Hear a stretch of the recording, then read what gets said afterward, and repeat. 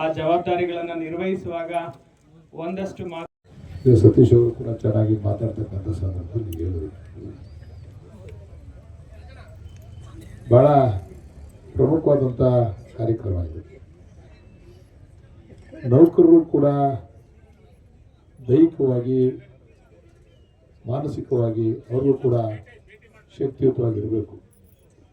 ಆವಾಗಲೇ ಸತೀಶ್ ಅವರು ಹೇಳಿದಂಗೆ ಒತ್ತಡವನ್ನು ನಿಭಾಯಿಸಲಿಕ್ಕೆ ಸಾಧ್ಯ ಆಗ್ತದೆ. ಅವ್ರೇನೋ ಲೆಕ್ಕ ಕೊಟ್ಟೋದು ಎಷ್ಟೋ ಕೋಟಿ ಖಾಲಿ ಇದೆ, ಎಷ್ಟೋ ಲಕ್ಷ ಖಾಲಿ ಇದೆ, ಖಾಲಿ ಇದೆ ಒಪ್ಕೋತೀನಿ ನಾನು.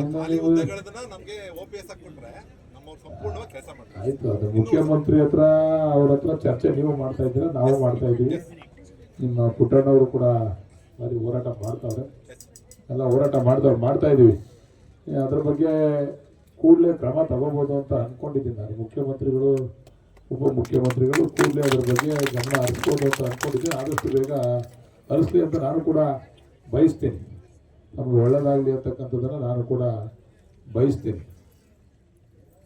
ಈ ಕ್ರೀಡಾಕೂಟದಲ್ಲಿ ಯಾಕೆ ಹೆಚ್ಚಿಗೆ ಜನ ಭಾಗವಹಿಸ್ತಾ ಇಲ್ಲ ಅಂತಂತೂ ನನಗಂತೂ ಗೊತ್ತಿಲ್ಲ. ಅದಕ್ಕೋಸ್ಕರ ಭಾಗವಹಿಸ್ತಾ ಇಲ್ಲ ಆಗ್ತೀನಿ. ಇದೇ ಜಾಸ್ತಿನಾ? ರಜಾ ಕೊಟ್ಟಿಲ್ವ? ಆಂತರ್ಭಿಕ ರಜಾನ? ಭಾಗವಹಿಸಿದವ್ರು ಮಾತ್ರ ರಜಾ. ದೂರ ಓಡೋಗ್ಬಿಡೋದು, ಕೂತ್ಕೊಳ್ಳೋದಲ್ಲ ಅವರಿಗೆ.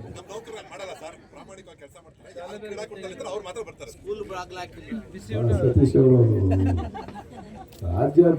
ಜಿಲ್ಲಾಧ್ಯಕ್ಷರು ರಾಜ್ಯಾಧ್ಯಕ್ಷ ಆಗಲಿ ಮುಂದೆ ಜಿಲ್ಲಾಧ್ಯಕ್ಷರು ಬಹಳ ಚೆನ್ನಾಗಿ ಡಿಫೆಂಡ್ ಮಾಡ್ಕೊತಾರೆ. ಆಮೇಲೆ ನಾನು ಒಂದು ಮಾತನ್ನು ಹೇಳ್ತೀನಿ, ನಮ್ಗೆ ಯಾವ ಭೇದ ಭಾವನೂ ಇಲ್ಲ.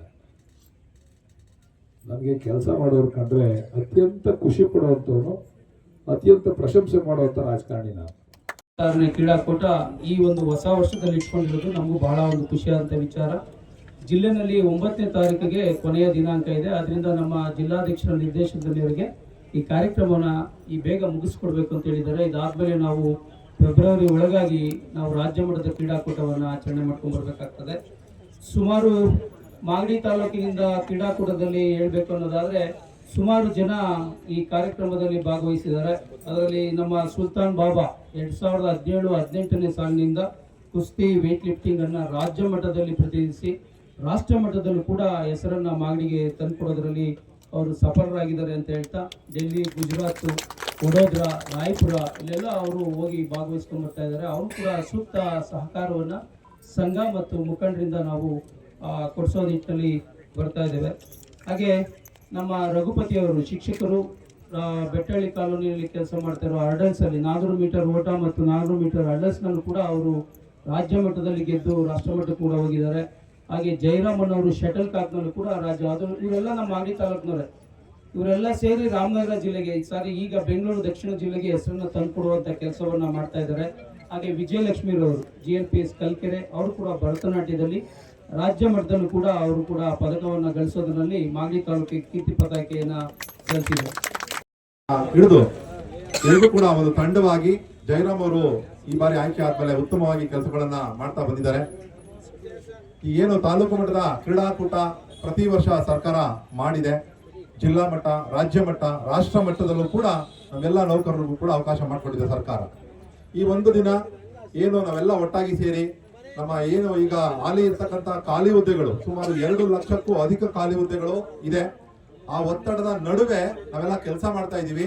ನಾವು ಡಿ ಗ್ರೂಪ್ ಇಂದ ಹಿಡಿದು ADC ವರೆಗೂ ನಾವೆಲ್ಲ ಕೂಡ ನೌಕರ ಸಂಘದಲ್ಲಿ ಜೊತೆಗೂಡ್ತೀವಿ. ಎಲ್ಲರ ಒತ್ತಡವನ್ನ ನಿವಾರಣೆ ಮಾಡಲಿಕ್ಕೆ ಸರ್ಕಾರ ಈ ರೀತಿಯ ಒಂದಷ್ಟು ಕಾರ್ಯಕ್ರಮಗಳನ್ನ, ಸಾಂಸ್ಕೃತಿಕ ಮತ್ತು ಕ್ರೀಡಾಕೂಟಗಳನ್ನ ರಚನೆ ಮಾಡೋದ್ರ ಮುಖಾಂತರ ಅವಕಾಶ ಮಾಡಿಕೊಟ್ಟಿದೆ. ಈ ದಿನ ನಾವು ಮೊದಲನೇ ಬಾರಿಗೆ ಈ ಮಾಗಡಿ ತಾಲೂಕಿನಲ್ಲೇ ಪ್ರಾರಂಭವಾಗಿ ತಾಲೂಕು ಮಟ್ಟವನ್ನ ಪ್ರಾರಂಭ ಮಾಡಿದ್ದೀವಿ. ನಿಮ್ಗೆಲ್ರಿಗೂ ಕೂಡ ಶುಭಾಶಯಗಳು. ವಿಶೇಷವಾಗಿ ಈಗ ಸುಲ್ತಾನ್ ಬಾಬಾ ಹಿಡಿದು ನಮ್ಮ ಜಯರಾಮ್ ಅವರು ಮತ್ತೆ ರಘುಪತಿ ಅವರು ಮತ್ತೆ ವಿಜಯಲಕ್ಷ್ಮಿ ಮೇಡಮ್ ಅವರು ನೀವೆಲ್ಲ ರಾಜ್ಯ ಮಟ್ಟದಿಂದ ಗೆದ್ದು ರಾಷ್ಟ್ರ ಮಟ್ಟಕ್ಕೂ ಕೂಡ ಭಾಗವಹಿಸಿದಂತ ಕ್ರೀಡಾಪಟುಗಳು. ನಮ್ಮ ಜಿಲ್ಲೆಗೆ ಕ್ರೀಡೆ ಇದರಲ್ಲಿ ಹೆಚ್ಚು ಪದಕಗಳನ್ನು ತಂದುಕೊಟ್ಟಂತ ಕೀರ್ತಿ ನಿಮ್ ತಾಲೂಕಿಗೆ ಸಲ್ಲುತ್ತೆ ಅಂತ ಹೇಳ್ತಾ ಮತ್ತೊಮ್ಮೆ ಈ ಬಾರಿನೂ ಕೂಡ ಅದು ಮುಂದುವರಿಲಿ. ಮತ್ತೆ ನಮ್ಮ ಅಧಿಕಾರಿಗಳು ಎಲ್ಲರೂ ಕೂಡ ಒತ್ತಡದಲ್ಲಿ ಕೆಲಸ ಮಾಡ್ತಾವ್ರೆ. ಯಾಕೆಂದ್ರೆ ನಿಮ್ಗೆಲ್ಲ ಗೊತ್ತಿದೆ 7.5 ಲಕ್ಷ ಹುದ್ದೆಗಳಿರೋದು, ಈಗಿರ್ತಕ್ಕಂಥದ್ದು 5,25,000 ಜನ. ಎಲ್ಲ ಹುದ್ದೆಗಳನ್ನು ಕೂಡ ಖಾಲಿ ಹುದ್ದೆಗಳ ಸಮೇತ ನಿಮ್ಗೆಲ್ರಿಗೂ ಟೀಚರ್ಸ್ ಇರ್ಬೋದು, ಬೇರೆ ಬೇರೆ ಇಲಾಖೆಗಳಿರ್ಬೋದು, ಎಲ್ಲರೂ ಕೂಡ ನಾವು ಆ ಖಾಲಿ ಹುದ್ದೆಗಳ ಜವಾಬ್ದಾರಿನೂ ನಾವೇ ಮಾಡ್ತಾ ಇದ್ದೀವಿ.